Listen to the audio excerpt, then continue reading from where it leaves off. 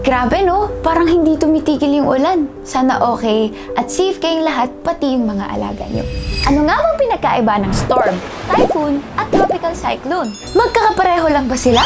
This is Lies! At sa araw na to, unahin natin pag-usapan ang amihan at habagat. Pareho silang monsoon o malawak na seasonal pattern ng hangin. Ang amihan ay yung malamig na hangin galing northeast, kaya tinatawag din itong northeast monsoon. Dito, mas presko yung panahon at pwede rin itong magdala ng ulan sa eastern Philippines.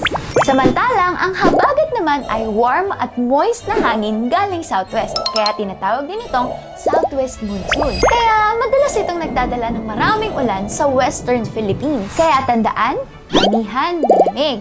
Habagat, mainit, moist, at mas associated ito sa rainy season. Ate Lance, paano naman nabubuo ang bagyo? Magandang tanong yan. Sa ibabaw ng mainit na karagatan, maraming tubig ang nag-evaporate. Umaakyat ang warm at moist na hangin, lumalamig, at nagiging clouds at thunderstorms, diba? Nagkakaroon ng low pressure, kaya mas maraming hangin ang pumapasok. At dahil umiikot ang Earth, nagsisimula ring umikot ang hangin at mga ulap sa paligid ng sentro nito. Kapag tuloy-tuloy at lumalakas ang pag-ikot nito, maaari na itong maging isang tropical cyclone. Ito para madaling tandaan, ang tropical cyclone, yung general term. Depende sa lakas ng hangin, kinaklasify ito ng Pag-asa bilang tropical depression, tropical storm, severe tropical storm, typhoon, at kapag lampas 185 kilometers per hour, super typhoon na!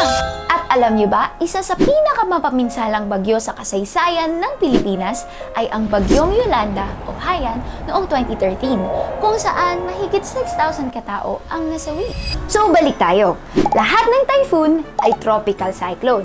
Pero, hindi lahat ng tropical cyclone ay typhoon. At alam nyo ba, hindi lang hangin ang dapat bantayan sa bagyo. Binabantayan din ang storm surge o abnormal na pagtaas ng tubig dagat dahil sa bagyo. Pero, ang nakakalungkot dito sa bansa natin, kahit walang bagyo at umulan lang ng konti, nandiyan na agad ang baha. Hindi natin iniingatan o pinapahalagahan yung ating mga kagubatan. Puno, tapon dito, tapon doon, walang proper waste segregation and disposal. Pero, ang pinakamalaking problema talaga dito ay hindi na pa-priority ang mga proyekto, lalo na ang flood control na yan. Kaya nga tayo nagbabayad ng buwis, diba? Anyways, kapag may bagyo, makinig sa Pag-asa at LGU. Maghanda ng go bag, i-charge yung mga cellphones at power banks at lumikas agad kapag kailangan na. At kapag biglang kumalma ang ulan habang dumadaan yung malakas na bagyo, huwag basta lumabas. Posibleng mata ng bagyo yon at maaaring bumalik ang malakas na hangin.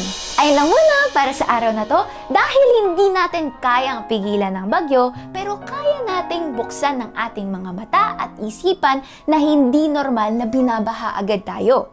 Hindi natin pwedeng asahan ang iba sa ngayon, kaya dapat palagi tayong handa. God bless! Keep safe!